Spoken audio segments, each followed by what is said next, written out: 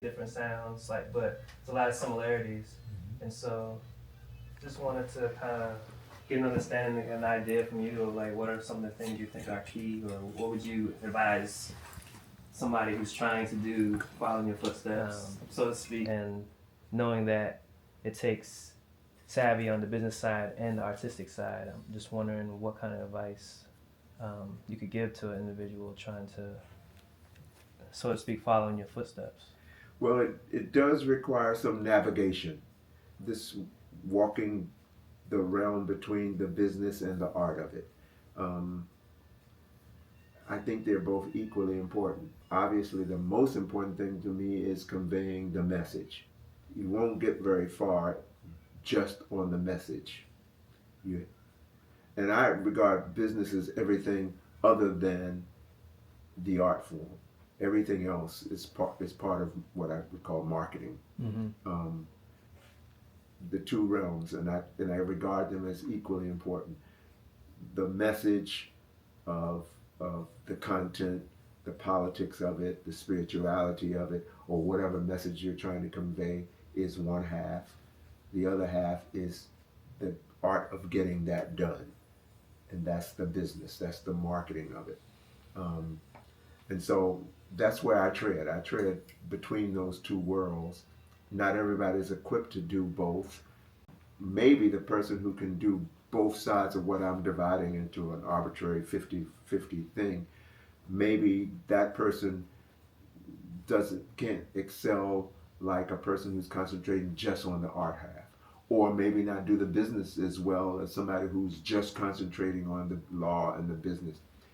But we are who we are, and so those of us who are called or have some affinity for doing both sides of that equation, that's what we do. Now, an archetypical person who would do that is, for me, is Quincy Jones. Mm. Started out playing a trumpet in a big band, and then obviously by the end of his career, he was a business magnate. He had a TV network and a record label, and he produced Michael Jackson and big.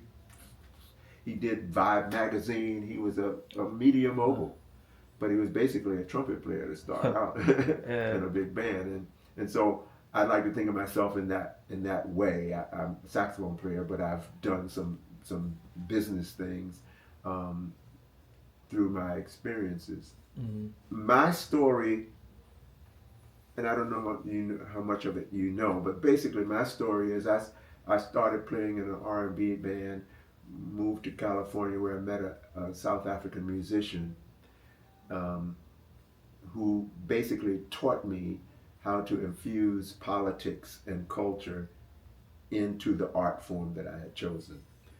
And because he was African and because he was South African, and he was in exile here, and apartheid was going on in his home country, he had dedicated his life to using his art to promote what was going on in South Africa. And he took to me, and I took to him. I had a certain skill set in terms of being able to communicate and navigate the local media, and so I was his right hand person. But at the same time, I was getting an education on how art and music could be infused with politics and vice versa, and how important the politics of everything is. So I learned that from him under his tutelage. He didn't even necessarily know he was tutoring me, but that's what I got from him. And so that was in 1970. So for the rest of my life, I've been sort of following in that footsteps, trying to make music and art make political statements and advance us culturally. That's sort of the realm that I live in. You know, I want to lean into a little bit of the message, the politics in the music. I think for a long time now, I've decided that everything is political, you know, and so, you know, I feel like most of the music I make, I feel like I can divide it into love and politics, but my more mature self, my 50-year in self, would advise that you continue to think of those two things as two separate tracks. I'm going to just call it love and politics. Um, but having said that, some of my most revered artists, maybe all of them, have navigated both those tracks. And sometimes those tracks appear on the same record, same collection. Mm-hmm. The perhaps the most difficult part, or the most challenging part, is when it comes to marketing who you are and what your art form is going to do. Because while you and I probably are pretty much in agreement that all things are political, and all things are about love, whether it's about love of one person to another, or love of your community, or love of the whole human race, or love is in everything, and likewise politics is in everything. Yeah. Not everybody sees the world in that same way. But most of the artists that I love and admire do. And they have chosen different ways to navigate that parallel track, those two tracks. Maybe my favorite band, as a band goes, is a band called Steel Pulse. I love Steel Pulse. And David Hines, the leader, has navigated this path that we're talking about for 30 or 40 years. Yeah. And on any given album, he'll go in both those directions. Much of it is political or commentary on the state of human condition. But then there's a love song in there as well. So I'm not sure that we have to make that division, but I think marketing demands it. Marketing, I define as everything after you make the product, after you write the song or record the song. Everything else is marketing. The business of all of it is marketing. And I think people who are better at marketing than me might advise us that it's an easier path. The more consistent you are with what you're trying to sell, what you're trying to market, the easier the path, or the most direct path. I've gotten in the most problem with my career because I'm so eclectic and I do everything all mishmashed together. 40 years in, 50 years in, before I figured out, I'd be better off not trying to deny that I'm a political being and that I'm a lover, but maybe marketing those as separate projects. My collection, my catalog is going to still encompass both. Yeah. But in terms of trying to sell a season, trying to sell a tour, trying to sell this year's worth of gigs, I might be better off with a record, whatever recording I'm going to use to help market, that I be consistent. Now, having said that, now let me say the opposite, the idea of eclecticism. That what I just said related to selling albums, marketing my music based on albums or collections of songs. But in today's world, we still release albums, but the way that we market can be a series of singles, individual songs. So it negates everything the spiel that I just gave you about being consistent, going in one direction, because now you could do 3, 4, 5 directions on an album, because we don't necessarily promote an album as a unit right off the bat. Now, if you're Janet Jackson or Prince or somebody or Taylor Swift or something, where people are waiting for you to drop a whole album, and they can put out the album. Here's the release date of the album, and all 15 songs begin to get some play. You as the artist can pick what is your single, but you're marketing the whole album. But for the rest of us, actually now market individual songs. Even if you have an album, the experts would say, don't release an album first. They would say you can do your 10 songs, but plot out your release schedule. Release them one song at a time, building toward an album. Taylor Swift can release an album because she knows she's going to sell X number, probably 1 million plus, going out the door. So she doesn't have to do this. There's a name for what I'm talking about. I forget. There's a little quippy name. the waterfall Okay. theory, where you release a single, and then the second single you join with the first single, and then the next single you put out 3 songs together, the next thing 4, and then you're building toward an album. But each one of those you might give 6 weeks, or 1 week, or 6 months to promote the first single. Then you add to that first single under the theory that you're building a fan base and you're bringing them along. Yeah. And if you use that methodology, you're still better off being consistent, so that the first 2 or 3 songs at least are in the same direction. And there are no rules to this game of marketing music, because everything I say, if you did a little bit of research, you can find somebody that did it exactly the opposite and had a mega hit along the way.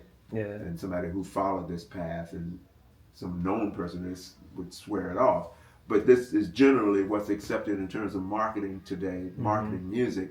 If you're going to have to bill, then you're better off, rather than releasing an album, you release a series of singles, up to 4, before you drop the whole album. Then you've built those 4 singles worth of buyers or fans who might want the whole collection. And that's the process that we use. In doing that, then, would you master 4 singles and then release the first one, or would you release the first one as soon as it's done, then go work on the second one, then release that one? If you do the first single and drop it and release it and go hard, there is the possibility that life might get in the way, and that you're not going, and you don't get to do the next single. Whereas, so I would say at least 2 or 3 songs that you have completed, so that no matter what happens in life, you have the next ammo ready. That's my advice, that you do at least 2 or 3. Some people would say, yeah, do the whole album, but no, under this method, you're buying some time before the album has to be complete. In other words, you don't have to have the album complete and say, here's my first single from that album, and I'm marketing the album at the same time. That's another strategy, but that's a strategy that if you already have distribution lined up, and you already have some buyers from before, some stores that are going to take the album, and now your singles are just your promotion toward that album. You know, the danger or the hard part of an album, doing an album. Now, if you already have it recorded, go ahead and do the album, but still do this method in terms of what you're going to promote. If you pick the covers and you do some original things with the covers, you can find some artistic satisfaction in that. Particularly if you choose the subject matter. If politics is your bent, there are pop tunes that have a political basis. If spirituality is your bent, there are gospel groups who do commercial kind of music that people will be familiar with, that you can do it. There are a couple of other reasons. Covers also help people know where you're coming from. The artists you pick, the songs you pick, can relate to music of yours that you're doing, so that the audience can immediately clue in to where you're coming from. Whereas if you just did a complete program of all originals, it'll take them a minute to kind of figure out. Another point I would make toward that is, some of my most creative musicians I've ever encountered still chose to do some covers. I'll say John Coltrane. John Coltrane, to me, took music to a very high spiritual level, very improvisational, and he did a whole album, an album called Ballads, a beautiful album.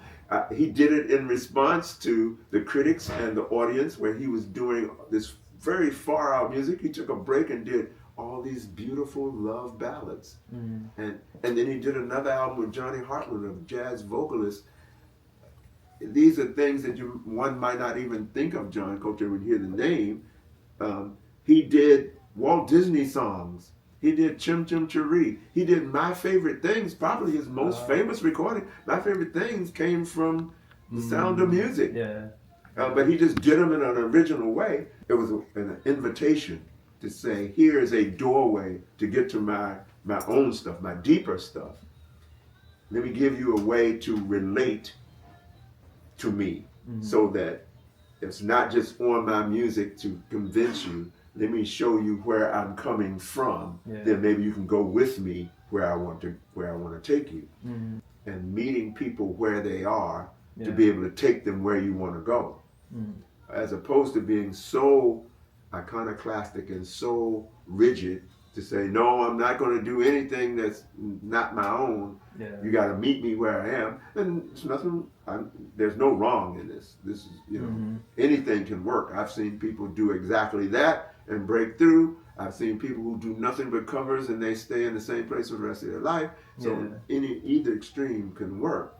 I have found later in life that what works better for me is packaging my collections of songs so that if somebody was going to listen and they were going to be in a mood, here's the mood that I'm servicing. Yeah. As opposed to, and I did many albums like this that they've worked, but albums tend to work as a program where you could put them on and it take you somewhere or be in a certain mood. If you make a collection of music that's so all over the place, one song is up and party, the next song is cuddly love, the next song is spiritually, then to me that doesn't work as a playlist. It's sort of, I'm not saying it can't work. There's some people who put on a playlist that's kind of all over. They want to be all over. Yeah. But more times than not, if you have Sirius Radio, it's divided by genre. There's a new age channel, there's a jazz channel, there's a soul channel, there's a hip hop channel. And people tend to tune in to those channels when they're in that mood. Yeah. And if you're going to make a collection of material, unless you're Taylor Swift or unless you're higher up on the music food chain, I don't know if it's fair to expect people to want to jump all over the place because you are you, until you get them to the point that they're buying it because of you and whatever you're going to take them. Yeah. More times than not, or at least an equal amount of time, people are listening for a type of music or a mood. Yeah. Okay, I feel like making love, let me put on some mellow music. I feel like meditating, let me put on some. I feel like getting into my heavy political thing, let me put on somebody who's doing that, as opposed to all over the place. And I think I know that to be a little bit true because that's how Sirius Radio and the other channels are organized. They're organized by genre. They're not playing all over the place. And that's, Yeah. It seems like hearing you talk about it seems like an obvious thing, but I'm thinking I've never thought about it that way. I'm telling you, 50 years later, I did 40 years worth of albums where I didn't know this, and that's just my last couple. I've now said, okay, I'm gonna stop trying to run my head up against the wall. Yeah. I see now people pick music by what mood they're in, and I don't even know if it's your job to take them out of that mood. I think your job is to service what they want to hear, or what you want them to hear within the mood that they've chosen. That kind of obvious, but hasn't been obvious for me. So I'm hoping I save you 30 years by saying that. So because you still get to do all the music that you want to do. I'm talking about packaging now. Yeah. I'm talking about how you put it together, how you would get it to people. And so, given that, I would say an EP of 3 songs, no more than 4, allows you to do that. And the next 4 songs of another direction, packaging those together. So you're not tricking the buyer, you're servicing the buyer. Yeah. You're servicing the person who wants to hear, and you're giving them something that they can use for whatever mood they're in, whatever their mode. And if you think of it in that way, again, it doesn't cheat you. You still get to do everything you want to do, but packaging together things that are similar enough so that it's not abrasive. If you put on a record or you put on a playlist, if it jumps all over the place, and there are ways and times to do that, you'll make the decision. I'm not going to belabor the point. You understand what I'm saying. Yeah, that is already helpful to me. Yeah. I made 2 or 3 albums years and years and years ago, and I think I pulled down all or most of them from most of the platforms. And ever since then, because they weren't, I can say now, they weren't well produced. Okay. I might go back and say, hey, lyrically, I like what I was doing lyric wise, but production, the techniques, the technology wasn't the par. So I pull those down. But in the last 5 years, ever since 2020, I think everything that's been produced has been well produced. Good. And I've just been doing a single. So now I feel like thinking about it in relation to what we just talked about, I have probably like 15 starting points. So now I can go and say, all right, which one of these do I want to follow up on, and then start doubling down. Yeah, but that's such a great thing. Yeah. That's sort of the benefit of having catalog. That's the benefit, and you know, the things that you describe as maybe not so well produced, because they all had some kind of production. If it wasn't a 2-track and a mic, they still become compositions that can go back and be or marketed to some other artist. The ways you had them before are demos, even if they're demo letters to yourself to say, I received this demo from Jay, he recorded it 10 years ago, but now I can see how that composition can be used in context with some other things that's going on in the world and other things that I'm doing in terms of production. And you can re-record those things yourself with the new regimen, or with the new ideas, updated, upgraded them. And one of the things about music is it really never goes completely out of style, and or cannot be resurrected to a new style, a new orientation. Sometimes just re-recording it better in the same exact way that it was before. We're just, hey, technology continues to advance itself, and some things that might have been difficult in one era becomes easier now. You can sample a piece of them and loop it and as a bed, and then put new instrumentation, or all kinds of techniques. And so that's actually a good thing. You know, to have that kind of stuff in the can, in the back. It never goes away. It can always be upgraded and updated. So that's a good thing. About maybe management. How did you, and maybe not just management, I'll say a little bit more broad. How did you find some of your road manager, your other manager? How do you find good people? The people who could do it great are already doing it, and you're not up to their par. And the people who are accessible to you may not have the experience. And so there's probably a middle ground. I can share with you what others have said to me is that, because those are the 2 tracks, you can constantly solicit people who you see managing others where you want to go. You can stay in touch with them. You can keep them alerted to what you're doing, and sort of with the hope that you can bring them along over time. And the other track is people who have less experience, who really want to do it, and allow them to learn using you as their fodder. Some of the middle ground is obviously the best, where you can find somebody who's accessible to you, who wants to do a good job, who's honest. These are the traits. Probably the best thing I can say is that in order to find a good manager, you have to manage yourself well. You just have to keep on compartmentalizing yourself, and even if you have to be as regimented to say this or that day of the week I'm going to dedicate to the business part, and this an hour or 2 a day I'm going to do the marketing part, and at 8 o'clock in most evenings I'm going to get to practice my horn or do my writing and do my creative. That you'd probably be more efficient at it if you segment some time. You'll know what's the best time of day, or what days of the week where you have the most time to do solicitations and emailing and that kind of marketing, and the times where you have the right head for creating. You'll know on yourself what the schedule is to be. I mean, when you say you're a manager, there are a couple of different divisions of manager: the road manager versus the business manager, and those 2 halves. But managers of either side are basically people who help you with the business.